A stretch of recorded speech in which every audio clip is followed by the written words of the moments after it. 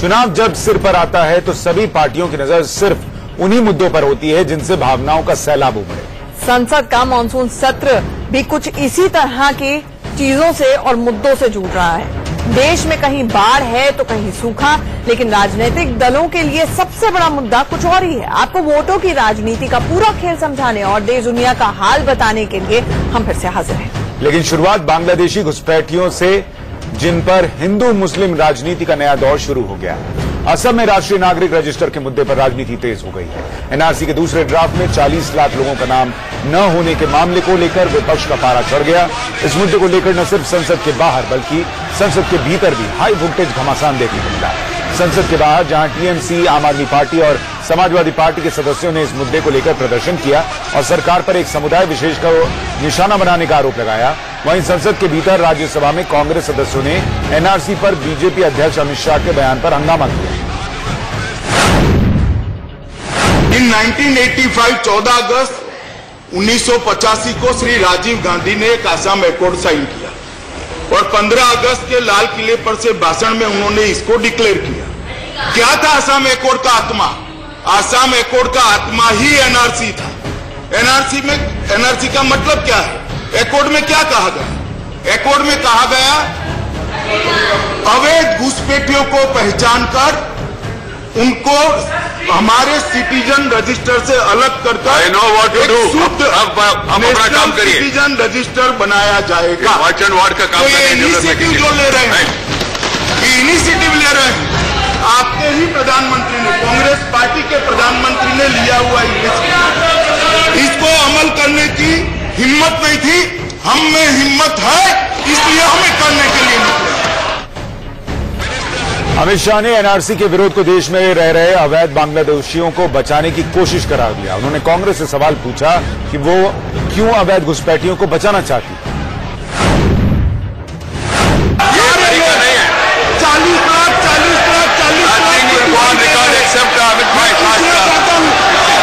40 लाख के बांग्लादेशी घुसपैठिए कितने हैं?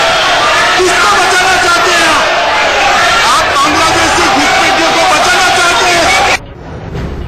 हालांकि एनआरसी का क्रेडिट लेते हुए अमित शाह भले ही संसद में सीना ठोक रहे हों, लेकिन उन्हीं की सरकार के गृह मंत्री राजनाथ सिंह इस मामले में सरकार की कोई भी भूमिका न होने का दावा कर चुके हैं।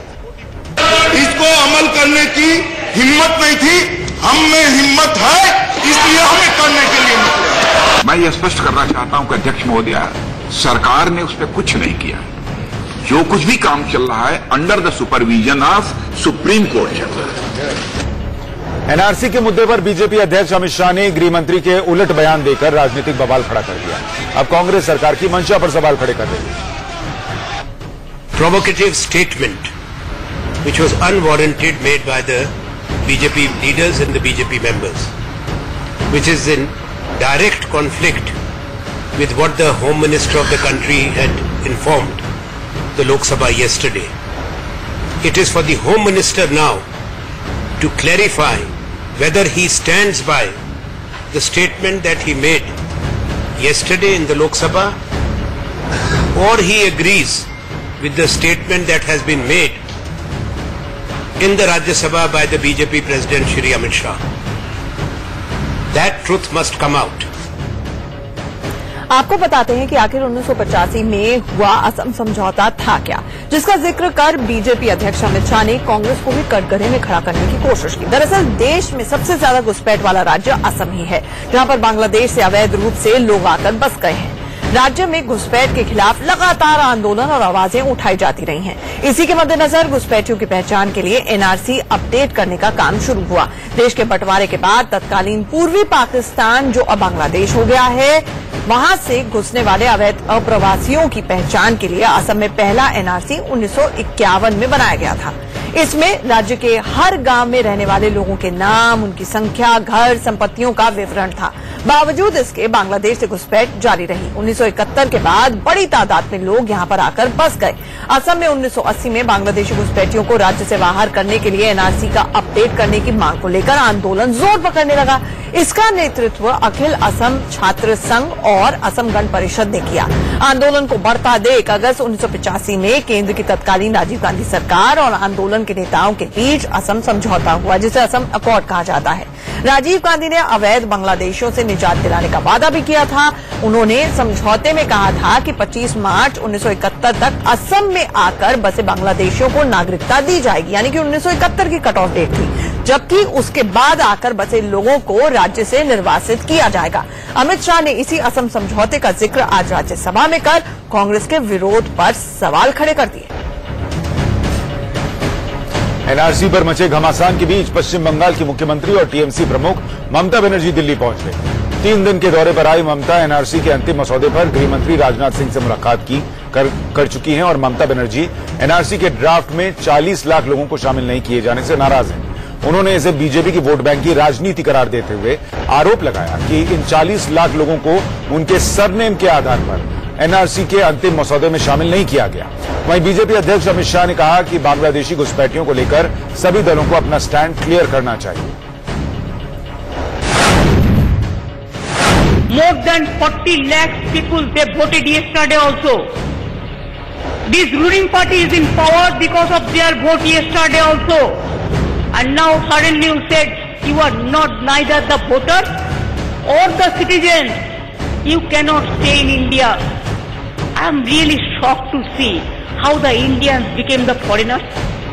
देश के संसाधनों का उपयोग विदेशी घुसपैठिए कर रहे हैं और उन्होंने ये बात स्पष्ट करनी चाहिए कि बांग्लादेशी घुसपैठियों के लिए कांग्रेस पार्टी स्पष्ट करे कि कांग्रेस पार्टी का स्टैंड क्या है। श्री राहुल गांधी ने स्पष्ट करना चाहिए कि कांग्रेस पार्टी का स्टैंड क्या है।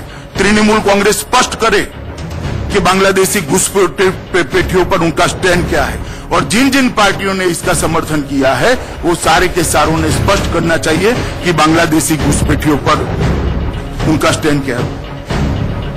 एनआरसी के ड्राफ्ट को लेकर न सिर्फ संसद के दोनों सदनों में बल्कि सदन के बाहर भी घमासान देखने को मिला। कांग्रेस सांसद प्रदीप भट्टाचार्य और केंद्रीय मंत्री अश्विनी चौबे सदन के बाहर एनआरसी ड्राफ्ट को लेकर आपस में ही उलझ गए। दोनों ही नेताओं में काफी देर तक बहस चलती रही।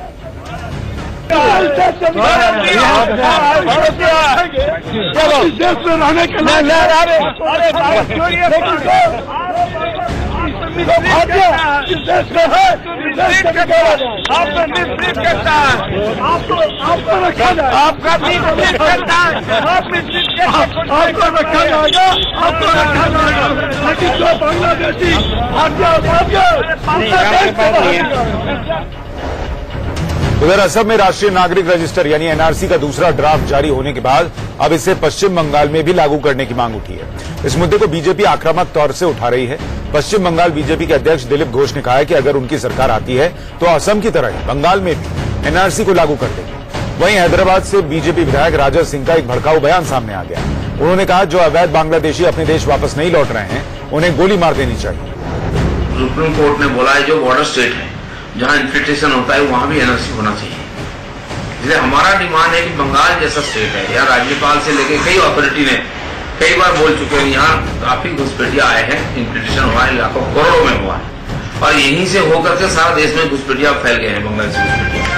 यहाँ भी एनआरसी लागू करेंगे, बीजेपी अगर सत्ता में आएगा तो और इनको यहाँ से बेदखल करेंगे। दूसरे कंट्री के लोग उनके कंट्री में कोई भी दूसरे कंट्री का अगर कोई व्यक्ति आता है, अगर वो कंट्री को महसूस तो होता है कि इस व्यक्तियों से इस समाज से खतरा है तो वो लोग गोली मार देते हैं। वैसे ही भारत देश में भी जो भी रोहिंग्या है, जो भी बांग्लादेशी है, अगर ये लोग इज्जत से भारत देश छोड़ के नहीं जाते हैं तो इन सारे के सारे लोगों को गोली मारकर खत्म करने की आवश्यकता है, तभी हमारा भारत देश सुरक्षित रहेगा।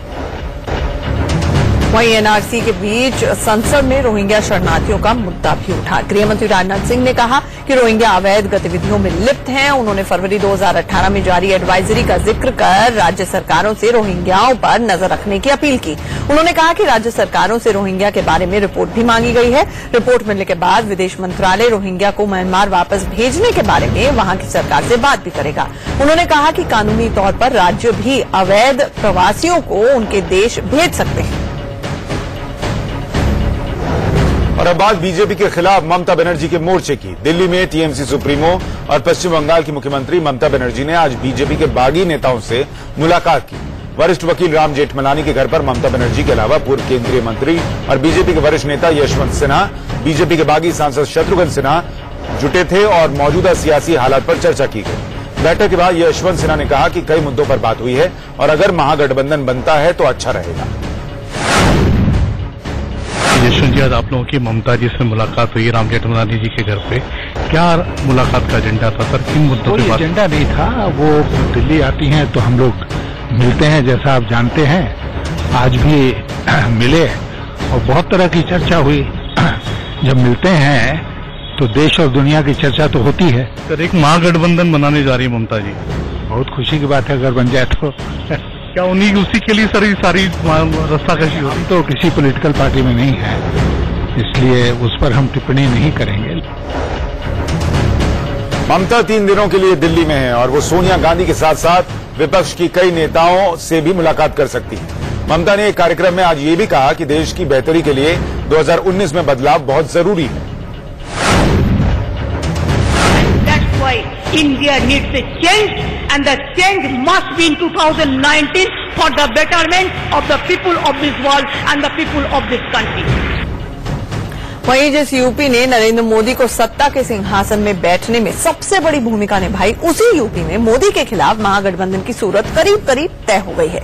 सूत्रों के मुताबिक यूपी में महागठबंधन के लिए 4 पार्टियों में आपसी सहमति बन चुकी है। बताया जा रहा है कि समाजवादी पार्टी, बहुजन समाज पार्टी, कांग्रेस और राष्ट्रीय लोक दल ने 2019 में मिलकर लोकसभा चुनाव लड़ने का फैसला किया है। हालांकि सीटों के बंटवारे को लेकर अभी चर्चा जारी है। हालांकि सीट शेयरिंग को लेकर एक फॉर्मूला भी तैयार किया गया है, ऐसी बातें सामने आ रही हैं। इसके मुताबिक यूपी की 80 लोकसभा सीटों में से सबसे ज्यादा 35 सीटों पर बीएसपी लड़ सकती है, जबकि समाजवादी पार्टी को 32 सीटें दी जा सकती हैं। इस फॉर्मूले के मुताबिक कांग्रेस को 10 और आरएलडी को 3 सीटें ऑफर की जा सकती हैं। अगर 2014 लोकसभा चुनाव के नतीजों की बात करें तो बीजेपी को 71 सीटें मिली थी और उसका वोट शेयर 42.6% था। समाजवादी पार्टी को 5 सीटें हासिल हुई थी और उसे 22.3% वोट मिले थे। 2 सीटों लाने वाली कांग्रेस को 7.5% वोट शेयर मिला था। 2014 में बीएसपी भले ही एक भी सीट नहीं जीत पाई हो, लेकिन उसका वोट शेयर 19.8% रहा था। आरएलडी को वोट शेयर में 0.8% मिला था। अगर एसपी, बीएसपी, कांग्रेस और आरएलडी के वोट शेयर को जोड़ दें तो 2014 में इन सभी दलों को 50% से ज्यादा वोट मिले थे। जाहिर सी बात है कि अगर ये सभी दल एकजुट होकर 2019 का चुनाव लड़ते हैं तो बीजेपी के लिए मुश्किलें जरूर खड़ी कर सकते हैं। यूपी में एकजुट होकर विपक्षी दलों ने उपचुनाव में बीजेपी को शिकस्त भी दी थी और 3-3 सीटें छीन ली थी, जिससे विपक्षी दलों का हौसला अब बढ़ा हुआ है। इसीलिए माना यह जा रहा है कि महागठबंधन होकर रहेगा। अविश्वास प्रस्ताव पर जीत के बाद आज हुई बीजेपी संसदीय दल की पहली बैठक। पीएम नरेंद्र मोदी का जोरदार स्वागत किया। लाल कृष्ण आडवाणी, सुषमा स्वराज, राजनाथ सिंह ने मोदी को माला पहनाकर बधाई दी। तो वहीं बीजेपी अध्यक्ष अमित शाह ने मोदी को जीत का लड्डू खिलाया। बीजेपी सांसदों को संबोधित करते हुए मोदी ने कहा कि विपक्ष ने बिना तैयारी और बिना संख्या बल के अविश्वास प्रस्ताव लाकर अपना खोखलापन दर्शाया था। मोदी ने यह भी कहा कि जब वो युगांडा गए तो वहां के सांसदों ने भी बताया कि उन्होंने अविश्वास प्रस्ताव पर भारतीय संसद में हुई बहस देखी और सुनी थी।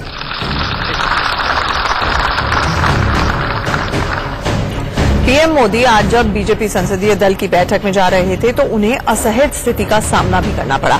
इटावा से बीजेपी सांसद अशोक दोहरे मोदी के पैर छूने के लिए झुक गए। हालांकि मोदी ने उन्हें रोक लिया और पैर छूने से मना कर दिया।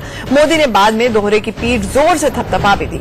मोदी के सामने सांसद अशोक दोहरे के अचानक सामने आ जाने से एसपीजी सुरक्षाकर्मी भी हक्के बक्के रह गए। अशोक दोहरे दलित मुद्दों पर अपनी पार्टी बीजेपी और अपनी सरकार को ही घेरते भी रहे हैं और माना यह जा रहा है कि इस बार उनका टिकट कटने वाला है। आज अशोक दोहरे ने जिस तरह से पीएम मोदी के पैर छूने की कोशिश की, उसे देखते हुए पिछले हफ्ते अविश्वास प्रस्ताव के दौरान लोकसभा के अंदर हुआ वाकया याद आ गया। तब कांग्रेस अध्यक्ष राहुल गांधी ने अपने भाषण के बाद मोदी के पास जाकर उनसे जबरन गले लगे थे। राहुल की इस जप्पी पर राफेल डील में मोदी सरकार को घेरते घेरते कांग्रेस आज खुद ही बुरी तरह से गिर गई। कांग्रेस के मुखपत्र नेशनल हेराल्ड में छपी एक हेडलाइन से यह सवाल उठने लगा कि क्या कांग्रेस ने बोफोर्स सौदे में दलाली और घोटाले की बात मान ली है। जिस बोफोर्स सौदे ने राजीव गांधी के मिस्टर क्लीन की छवि पर दाग लगाया था, आज उसी बोफोर्स सौदे को कांग्रेस के मुखपत्र ने घोटाले के तौर पर पेश किया। नेशनल हेराल्ड की हेडलाइन में लिखा था, राफेल मोदी का बोफोर्स है। नेशनल हेराल्ड में छपी इस खबर में कहीं राफेल डील और बोफोर्स सौदे के बीच तुलना नहीं की गई है, लेकिन हेडलाइन में जिस तरह से राफेल की तुलना बोफोर्स से की गई, उससे यही संदेश जाने लगा कि कांग्रेस ने बोफोर्स सौदे को घोटाले के तौर पर मान लिया है। हेडलाइन के जरिए नेशनल हेराल्ड ने संदेश देने की कोशिश की है कि राफेल डील मोदी सरकार के लिए उसी तरह सिरदर्द साबित होगी जैसे कांग्रेस के लिए बोफोर्स सौदे ने परेशानी खड़ी कर दी थी। कभी कांग्रेस के करीबी रहे शहजाद पूनावाला ने नेशनल हेराल्ड की कॉपी को ट्वीट करते हुए कांग्रेस को घेर लिया। शहजाद ने ट्वीट किया कि नरेंद्र मोदी पर हमला करने के लिए उन्होंने चाय वालों और गरीबों पर निशाना साधा था। मोदी पर हमला करने के लिए उन्होंने सेना और देश तक पर हमला बोला, और आज मोदी पर निशाना साधने के लिए उन्होंने अपने देवता गांधी राजवंश पर भी हमला बोल दिया। नरेंद्र मोदी के प्रति इनकी नफरत ऐसी है कि ये अपना दिमाग भी खो चुके हैं। उधर नेशनल हेराल्ड की हेडलाइन से कांग्रेस में भी खलबली मच गई। कांग्रेस ने यह कहकर पिंड छुड़ाने की कोशिश की कि हेडलाइन गलत छपी है, तो बीजेपी ने कहा कि चोर की दाढ़ी में तिनका नजर आ गया। नहीं, बोफोर स्कैम कहाँ था, ये तो सबको मालूम है और पब्लिक डोमेन में है कि बोफोर का मामला झूठा था। जिसने भी गलती से जो लिखा है मोदी बोफोर, वो मैं नहीं समझता हूँ कि किसी तरह सही है। नेशनल हेराल्ड में ये छपा है कि राफेल डील जो है बोफोर्स की तरह साबित होगा, तो उन्होंने जो दिमाग में घुसा हुआ बात है बता दी कि उन्होंने चोरी की बोफोर्स में, उनको पता है। तो चोर की दाढ़ी में तिनका कहोगे तो दाढ़ी छूने लगेंगे।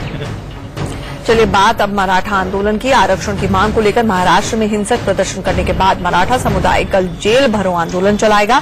मुंबई के आजाद मैदान से जेल भरो आंदोलन का आगाज होगा। मराठा क्रांति मोर्चा ने कहा है कि 25 जुलाई को हुए आंदोलन के प्रदर्शनकारियों पर हुआ केस सरकार वापस ले, नहीं तो और जोरदार आंदोलन होगा। तरह से ये 3 लोग हैं। हमारी मांग ये है कि हमारे जितने भी लोगों के ऊपर 25 तारीख के बंद दरमियान केसेस दाखिल हुए हैं वो पीछे लिए जाए और उनके इन तीनों लोगों के ऊपर वो गुना दर्ज होना चाहिए। और अब खबर बिहार से, जहां सीबीआई की टीम सोमवार शाम मुजफ्फरपुर के साहू रोड पहुंची और बालिका गृह में चप्पे चप्पे की छानबीन की। एसपी जेपी मिश्रा के नेतृत्व में सीबीआई की 8 सदस्यीय टीम ने करीब आधे घंटे तक पूरे परिसर में जांच पड़ताल की। सीबीआई के अधिकारी प्रिंटिंग प्रेस में 3 सीढ़ियां देखकर चौंक गए। सीढ़ियों से चढ़कर टीम के सदस्य ऊपर भी गए, लेकिन ऊपर के गेट में ताला बंद होने की वजह से टीम लौट आई। जिस जगह पर खुदाई की गई थी उस जगह की भी सीबीआई ने जांच की है। बताया जा रहा है कि सीबीआई की टीम पीड़ित लड़कियों का बयान कोर्ट में फिर से करा सकती है। एक तरफ मुजफ्फरपुर स्थित बालिका गृह में नए नए खुलासे हो रहे हैं, तो दूसरी तरफ मुख्य आरोपी ब्रजेश ठाकुर के एक और बालिका गृह से 11 लड़कियों के गायब होने से सनसनी फैल गई है। पुलिस ने इस मामले में भी ब्रजेश ठाकुर के खिलाफ केस दर्ज कर लिया है। दरअसल साहू रोड स्थित बालिका गृह में बच्चियों से रेप का मामला सामने आने के बाद ब्रजेश ठाकुर की स्वयंसेवी संस्था सेवा संकल्प में रहने वाली लड़कियों को हटा दिया गया था और सभी कर्मचारी वहां से भाग निकले थे। इसके बाद सभी 11 लड़कियां कहां गईं, किसी को नहीं पता। उन्होंने बताया कि एक था होम और 3-4 साल से उसको देखा नहीं गया, खुला हुआ बंद था और शायद वो बीच बीच में कभी खुलता था फिर वो बंद हो जाता था। तो हमने उनको इंस्ट्रक्शन दिया है कि वो जांच करें कि कहीं पेपर पर तो नहीं चल रहा था, और यदि सचमुच चल रहा था तो वो लोग कहाँ शिफ्ट हो गई है, ये जांच करने के लिए हम लोगों ने दिया हुआ है। कुछ पता चल पाया है किस तबके की महिलाएं हैं, कौन सी ये महिलाएं, कम से कम उनकी आइडेंटिटी का कुछ पता चल पाया? नहीं, अभी तो प्रारंभिक स्तर पर जांच ही चल रही है। अभी पुलिस के सामने बहुत अधिक कोई साक्ष्य इसमें मिला नहीं है। और अब बात बिहार के मुजफ्फरपुर कांड से ही जुड़ी हुई, जिसको लेकर ब्रजेश ठाकुर पर शिकंजा भी कसता जा रहा है।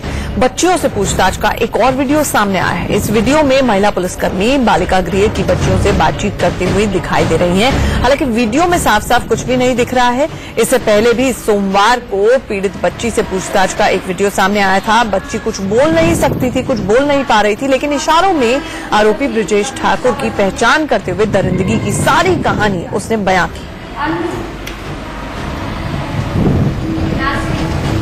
उधर इस मामले की गूंज संसद तक सुनाई दी। आरजेडी सांसदों ने संसद परिसर में मुजफ्फरपुर कांड को लेकर अपना विरोध जताया और दोषियों के खिलाफ सख्त कार्रवाई की मांग की। मनोज झा, जयप्रकाश नारायण समेत दूसरे आरजेडी सांसदों ने हाथ में बैनर लेकर नारेबाजी की और नीतीश सरकार पर रसूखदार लोगों और अपराधियों को संरक्षण देने का आरोप लगाया। आगे बढ़ते हैं। आरजेडी चीफ लालू प्रसाद यादव के छोटे बेटे तेज प्रताप यादव अपनी भक्ति को लेकर फिर से सुर्खियों में है। तेज प्रताप अक्सर अलग अलग अवतारों में नजर आते हैं। सावन के महीने में पटना में इस बार तेज प्रताप का शिव अवतार नजर आया है। भगवान शिव की पूजा के लिए कावड़ लेकर देवघर निकलने से पहले तेज प्रताप ने पटना में पूजा अर्चना की। उन्होंने मंदिर में भगवान शंकर की पूजा की और शंख भी बजाया। इस दौरान उनकी वेशभूषा चर्चा का विषय बन गई। तेज प्रताप ने शेर की खाल जैसा कपड़ा लपेटा हुआ था और हाथों में त्रिशूल, डमरू और कमंडल थाम रखा था।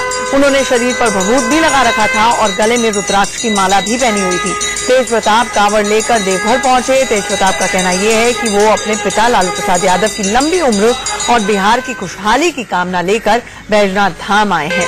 ये कोई पहला मौका नहीं है जब तेज प्रताप का ऐसा अवतार सामने आया हो। इससे पहले वो कृष्ण के वेश में भी नजर आ चुके हैं। उन्होंने कृष्ण की तरह मोर पंख लगी पगड़ी लगाई हुई थी और पूरी तरह से सज धजकर गायों के बीच में बांसुरी बजा रहे थे। बिहार में तेज प्रताप यादव का शिव अवतार दिखा तो वहीं टीडीपी के एक सांसद सत्य साई के वेश में संसद पहुंच गए। इन सांसद महोदय का नाम है एन शिव प्रसाद। आंध्र प्रदेश को स्पेशल स्टेटस देने की मांग करते हुए एन शिव प्रसाद रोजाना अलग अलग वेशभूषा में संसद पहुंचते हैं और अपनी आवाज उठाते हैं। पाकिस्तान में सरकार बदल रही है, लेकिन क्या भारत के साथ पाकिस्तान के रिश्ते भी बदलेंगे? इस सवाल का जवाब किसी के पास नहीं है। इसलिए सरहद के दोनों तरफ से कोई छोटी मोटी हलचल भी होती है तो खबर बड़ी हो जाती है। फिलहाल खबर यह है कि पाकिस्तान के भावी प्रधानमंत्री इमरान खान और भारत के पीएम नरेंद्र मोदी के बीच में बातचीत हुई है। 11 अगस्त को पीटीआई के मुखिया इमरान खान पीएम पद की शपथ ले सकते हैं। पीएम मोदी ने सोमवार को इमरान खान को चुनाव में मिली जीत पर बधाई दी, जिसके बाद अब इस बात की अटकलें लगाई जा रही हैं कि क्या इमरान खान एक कदम और बढ़ाते हुए पीएम मोदी को अपने शपथ ग्रहण समारोह में बुलाएंगे। ऐसी खबरें हैं कि पीटीआई प्रधानमंत्री पद के लिए अपने प्रमुख इमरान खान के शपथ ग्रहण समारोह में पीएम मोदी सहित दक्षिण एशियाई क्षेत्रीय सहयोग संगठन यानी सार्क के नेताओं को न्योता देने पर विचार कर रहे हैं। इमरान खान की पार्टी ने पीएम मोदी को फोन कर बधाई देने को स्वागत योग्य संकेत करार दिया है ताकि दो जा सके। इमरान की पार्टी के प्रवक्ता फवाद चौधरी ने भी शपथ ग्रहण समारोह में मोदी को आमंत्रित करने की संभावना से इनकार नहीं किया है। 2014 में जब नरेंद्र मोदी ने पीएम पद की शपथ ली थी तो तमाम पड़ोसी मुल्कों के साथ उन्होंने पाकिस्तान के तत्कालीन प्रधानमंत्री नवाज शरीफ को भी आमंत्रित किया था। यहां तक कि नवाज शरीफ को जन्मदिन की बधाई देने पीएम मोदी अचानक से पाकिस्तान भी पहुंच गए थे। ऐसे में अब इस बात को लेकर चर्चाओं का बाजार गर्म है कि क्रिकेट के मैदान में अपनी टीम को लीड करने वाले इमरान खान अब पाकिस्तान की कमान मिलने पर भारत के साथ क्या रवैया अपनाते हैं। ये देखना दिलचस्प होगा कि क्या वो शपथ ग्रहण समारोह में पीएम मोदी को न्योता देकर दोनों देशों के बीच रिश्तों पर जमी बर्फ पिघलाने की दिशा में आगे बढ़ने का काम करेंगे। वहीं सूत्रों के मुताबिक भारत ने कहा है कि जब इमरान की ओर से न्योता आएगा तब पीएम मोदी के जाने न जाने पर विचार होगा। भारत चीन के बीच डोकलाम को लेकर टकराव टले लगभग 1 साल हो गया है, लेकिन चीन अपनी घटिया पैंतरेबाजी से बाज नहीं आ रहा। डोकलाम विवाद के करीब 1 साल बाद चीन ने फिर दादागिरी दिखाई है। खबर है कि चीनी सेना ने एक बार फिर भारतीय सीमा में घुसपैठ की है। चीनी सैनिक सिक्किम में भारतीय सीमा क्षेत्र में करीब 2 किलोमीटर अंदर तक घुसा है। आईबी के एक अफसर के मुताबिक पीपल्स लिबरेशन आर्मी के करीब 50 सैनिक सिक्किम के नाकू इलाके में घुसाए थे। वह करीब 4 घंटे तक भारतीय सीमा में रहे। इस दौरान उन्होंने 2 बंकर्स को भी नुकसान पहुंचाया। जब चीन के सैनिक नहीं गए तो भारतीय सैनिकों ने उन्हें मानव श्रृंखला बनाकर रोका और एक बैनर दिखाकर वापस जाने के लिए कहा ताकि वो अपने क्षेत्र में वापस चले जाएं। कुछ देर बाद चीन के सैनिक अपनी सीमा में लौट गए। चीन और भारतीय सैनिकों का आमना सामना दोनों पक्षों को भड़काने का काम कर सकता था, लेकिन भारतीय सेना ने समझबूझ से काम लेकर इस टकराव को टाल दिया। खबर के मुताबिक चीन के सैनिकों की इस हरकत के बारे में एक रिपोर्ट सरकार को भेजी गई है। सिक्किम में घुसपैठ करने वाले चीन ने डोकलाम में कथित रूप से भारतीय सेना के अतिक्रमण से निपटने को साल 2017 की अपनी 6 बड़ी कूटनीतिक उपलब्धियों में गिनाया। चीन के विदेश मंत्रालय के नीति नियोजन विभाग की तरफ से प्रकाशित आधिकारिक रिकॉर्ड चीन के विदेशी मामले 2018 में चीन की कूटनीति का जिक्र है। इसमें शी जिनपिंग सरकार की पिछले साल की कूटनीति में 6 बड़ी कामयाबियों का उल्लेख किया गया है, जिसमें डोकलाम का भी जिक्र है। अब चीन की राजधानी बीजिंग में हेलीकॉप्टर क्रैश का लाइव वीडियो दिखाते हैं आपको। एक सिविलियन हेलीकॉप्टर अपनी मंजिल की तरफ जा रहा था, तभी आसमान में इसका बैलेंस बिगड़ने लगा। देखते ही देखते हेलीकॉप्टर बहुत नीचे आकर हवा में लहराने लगा और फिर बेकाबू होकर हेलीकॉप्टर जमीन पर गिर गया। गनीमत ये रही कि हेलीकॉप्टर में सवार पायलट समेत चारों लोग बाल बाल बच गए। इस हेलीकॉप्टर के पायलट की जमकर तारीफ भी हो रही है। दरअसल जब पायलट को ये लगा कि हेलीकॉप्टर क्रैश हो सकता है तो उसने पूरी कोशिश की कि चॉपर को आबादी वाले इलाके से बाहर ले जाया जाए ताकि जान माल का कम से कम नुकसान हो। हेलीकॉप्टर में सवार चारों लोगों को भी ज्यादा नुकसान नहीं हुआ और उनका अस्पताल में इस वक्त इलाज चल रहा है। भारतीय बैंकों का 9,000 करोड़ का कर्ज लेकर लंदन भागे उद्योगपति विजय माल्या को आज बड़ी राहत मिली। लंदन के वेस्टमिंस्टर मजिस्ट्रेट कोर्ट ने माल्या की जमानत 12 सितंबर तक के लिए बढ़ा दी। ईडी और सीबीआई ने माल्या के खिलाफ याचिका दायर कर रखी है और प्रत्यर्पण की मांग की है। इससे पहले 27 अप्रैल को वेस्टमिंस्टर कोर्ट ने माल्या के खिलाफ पेश किए गए सीबीआई के सबूतों को मंजूर कर लिया था। आज प्रत्यर्पण केस की सुनवाई के दौरान ब्रिटिश कोर्ट ने भारतीय एजेंसी से कहा कि विजय माल्या को जिस जेल में रखेंगे उसका वीडियो पेश करें। उधर कोर्ट में सुनवाई से पहले विजय माल्या ने एक बार फिर खुद को बेगुनाह साबित करने की कोशिश की। मीडिया से माल्या ने कहा कि मनी लॉन्ड्रिंग के सभी आरोप झूठे हैं और वो सेटलमेंट करना चाहते हैं। और अब एक संस्था की रिपोर्ट की बात करते हैं जिससे सांसदों विधायकों पर हैरानी भरा खुलासा हुआ है। एडीआर की रिपोर्ट के मुताबिक देश की संसद और विधानसभाओं में ऐसे कई जनप्रतिनिधि हैं जिन पर अपहरण जैसे संगीन केसेस दर्ज हैं और इस मामले में बीजेपी टॉप पर है। चुनावी हलफनामे को आधार बनाकर एडीआर ने 4,856 सांसदों विधायकों के केस का अध्ययन किया, जिसमें से 770 सांसद और 4,086 विधायक शामिल हैं। रिपोर्ट के मुताबिक इनमें से 21% यानी कि 1,024 सांसदों विधायकों पर गंभीर केस दर्ज है। इन 1,024 सांसदों विधायकों में से 64 पर अपहरण का मामला चल रहा है। जिन 64 जनप्रतिनिधियों पर किडनैपिंग के केसेस दर्ज हैं उनमें से 16 तो बीजेपी के सांसद विधायक हैं। कांग्रेस आरजेडी के 6 विधायकों सांसदों पर अपहरण के केसेस दर्ज हैं। राज्यों के हिसाब की बात करें तो यूपी बिहार के सांसदों विधायकों पर सबसे ज्यादा किडनैपिंग के मामले दर्ज हैं। दोनों ही राज्यों में 9 सांसदों विधायकों पर अपहरण के केसेस चल रहे हैं। वहीं महाराष्ट्र में 8 सांसदों विधायकों पर किडनैपिंग के केसेस दर्ज हैं। जहां तक मुकदमों का मामला है तो बहुत ऐसी परिस्थितियों पे भी मुकदमे बनते हैं जैसे कोई अपोजिशन की सरकार हुई और उनके विरुद्ध मुकदमा बना दिया, तो ऐसे भी होने ये देखना पड़ेगा कि कहाँ का मामला, किस राज्य का मामला है, कब का मामला है। और ये अपराध कोई जानबूझ करके ऐसा आदतन कोई करता है ऐसा तो मैं नहीं मानता कि कोई ऐसा करेगा। उत्तराखंड के पहाड़ी इलाकों में हो रही भारी बारिश इंसानों के साथ साथ जानवरों के लिए भी मुसीबत का सबब बन गई है। चमोली जिले में भारी बारिश के चलते उफनती मंदाकिनी नदी के एक छोर पर गाय फंस गई। तस्वीरों में यह दिखता है कि कैसे उफान मारती नदी के एक छोर पर पत्थरों के ऊपर गाय फंसी हुई थी। सैलाब के बीच से होकर गाय को निकालने की हिम्मत कोई नहीं जुटा पा रहा था तो प्रशासन को खबर दी गई। मौके पर पहुंची रेस्क्यू टीम ने गाय को सुरक्षित निकालने की मुहिम शुरू की। रस्सी के सहारे 3 घंटे की कड़ी मशक्कत के बाद गाय को सैलाब के बीच से सुरक्षित निकाला जा सका। तो ये तस्वीरें उस रेस्क्यू ऑपरेशन की। ये तस्वीर जब गाय एक छोर पर फंस गई थी और उसे खुद नहीं समझ आ रहा था कि वो अब क्या करे, और जो आसपास लोग थे वो उसका वीडियो तो बना सकते थे लेकिन उस तक पहुंचना, उसे बचाना संभव नहीं था। लेकिन बाद में प्रशासन को खबर दी गई। इस उफनती नदी के बीच से प्रशासन के कुछ लोग उस तरफ गए और रस्सी के जरिए गाय को बाहर निकाला गया।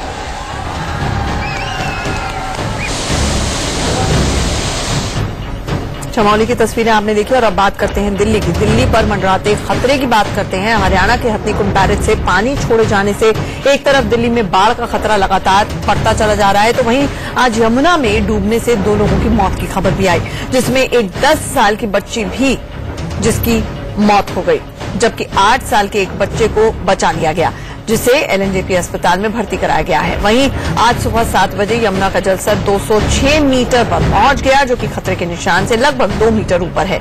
यमुना में आए इस सैलाब के चलते तटीय इलाके पानी में डूब गए। अगर पानी और बढ़ा तो दिल्ली के कई और इलाके पानी में डूब सकते हैं, लिहाजा दिल्ली के निचले इलाकों को खाली कराया गया है और लोगों को राहत कैंप्स में पहुंचाया गया है।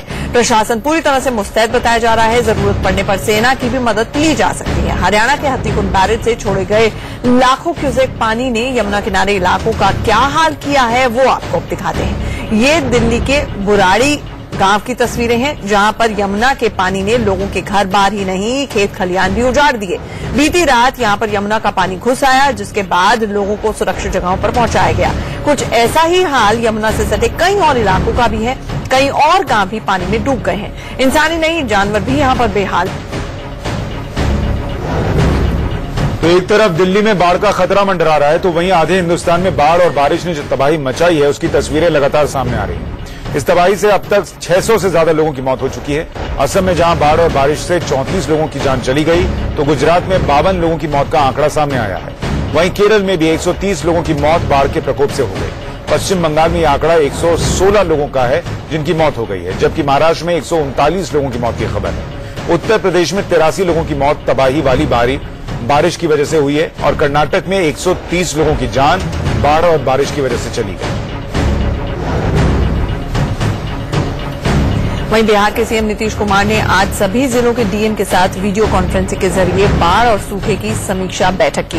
इस दौरान बिहार सरकार ने राज्य को सूखाग्रस्त घोषित करने के लिए 12 अगस्त तक का वक्त लिया है। बैठक में कहीं से भी हालात गंभीर होने की सूचना नहीं मिली है। 14 जिलों में सिर्फ 5 जिले ऐसे हैं जिन पर सूखे का असर है।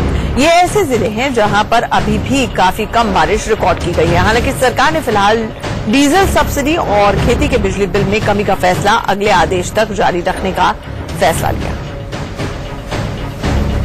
झारखंड के रामगढ़ में बीती रात एक भीषण हादसा हुआ, जिसमें एलपीजी गैस टैंकर में आग लग गई। करीब 14 घंटों की मशक्कत के बाद फायर ब्रिगेड की टीम ने आग पर काबू पाया।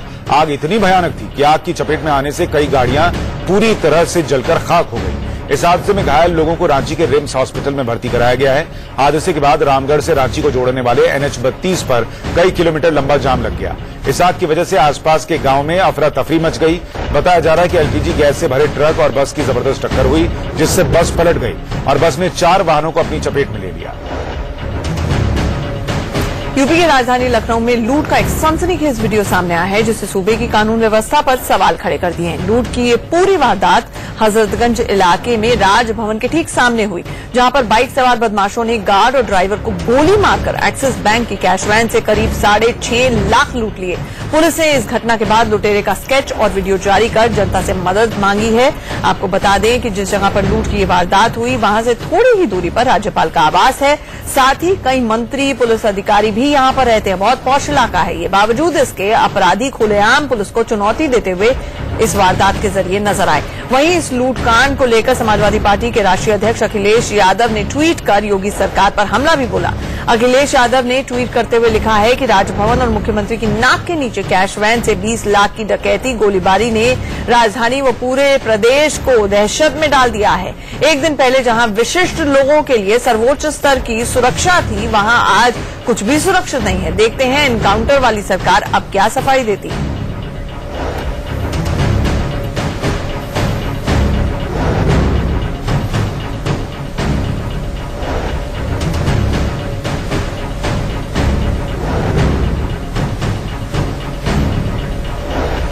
और अब बात साईं बाबा पर हुई धन वर्षा की। गुरु पूर्णिमा के मौके पर शिरडी के साईं बाबा एक बार फिर मालामाल हुए। शिरडी के साईं मंदिर में 3 दिन तक चले गुरु पूर्णिमा महोत्सव के दौरान 6 करोड़ 66 लाख का रिकॉर्ड चढ़ावा चढ़ाया गया। इस दान राशि में देश विदेश से आए श्रद्धालुओं ने 3 करोड़ 83 लाख रुपए कैश दान दिया, जबकि 1 करोड़ रुपए का दान ऑनलाइन, डेबिट कार्ड, चेक और डिमांड ड्राफ्ट के जरिए मिला। श्रद्धालुओं ने करीब 14 लाख रुपए का सोना चांदी भी साईं के चरणों में दान किया। इस बार शिरडी में जमा राशि की खासियत यह है कि बाबा की हुंडी में करीब 12 लाख रुपए विदेशी करेंसी के तौर पर जमा की गई, जो अपने आप में एक रिकॉर्ड है। इस बार गुरु पूर्णिमा के मौके पर देश विदेश से 3 लाख से ज्यादा श्रद्धालुओं ने शिरडी के साईं बाबा मंदिर के दर्शन किए। अब आपको अमेरिका की एक तस्वीर दिखाते हैं, जिसे देखकर हमारे वीवीआईपी कल्चर वाले नेताओं को शर्म आएगी। अमेरिका के पूर्व राष्ट्रपति बराक ओबामा वाशिंगटन डीसी में लंच के लिए बगैर तामझाम के एक बेकरी में जा पहुंचे। उनके साथ उनके बेस्ट फ्रेंड और पूर्व उपराष्ट्रपति जो बिडेन भी थे। दोनों ने बाकायदा लाइन में लगकर अपनी बारी का इंतजार किया। ओबामा को लाइन में लगा देखकर बेकरी में मौजूद लोग हैरान रह गए। ओबामा की ये सादगी वाकई एक मिसाल से कम नहीं।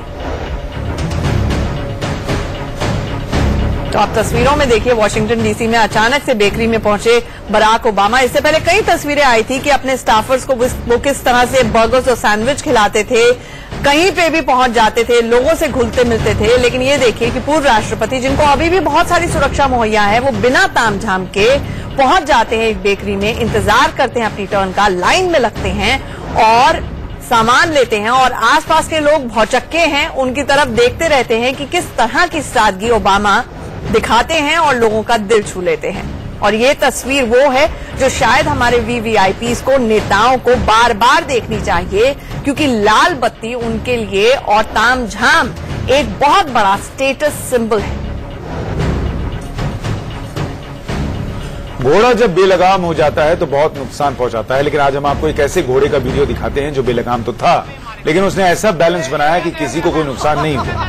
ये तस्वीरें मुरादाबाद के मंझोला की हैं। ये घोड़ा तांगा लेकर खुद भागता जा रहा है, तांगे वाला बैठा नहीं है, और ये घोड़ा तूफानी रफ्तार में भागा जा रहा है। वो तंग गलियों से बैलेंस बनाकर इस कदर भागता है ताकि किसी राहगीर या गाड़ी वाले को नुकसान न पहुंचे। रास्ते में साइकिल वाला, बाइक वाला भी आता है, लेकिन ये घोड़ा खुद ही किनारे होकर निकल जाता है, किसी गाड़ी या बाइक से नहीं भिड़ता। घोड़े की समझदारी देखिए कि जब सामने बंद रेलवे क्रॉसिंग उसे दिखता है तो वो खुद ही रुक जाता है। घोड़े का ये वीडियो इन दिनों खूब वायरल हो रहा है।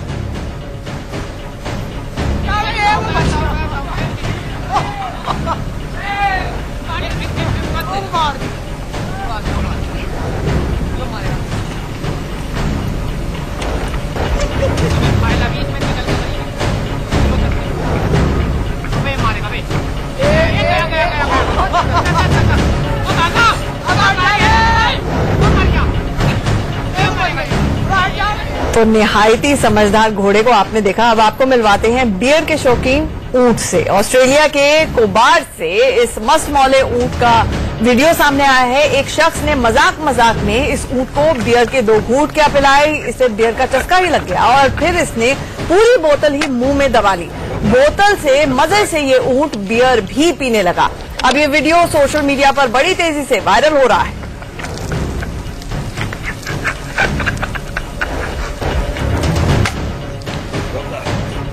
रेगिस्तान में प्यासे रहने वाले इस ऊंट को लग रहा होगा कि वहां चिल्ड बियर क्यों नहीं मिलती।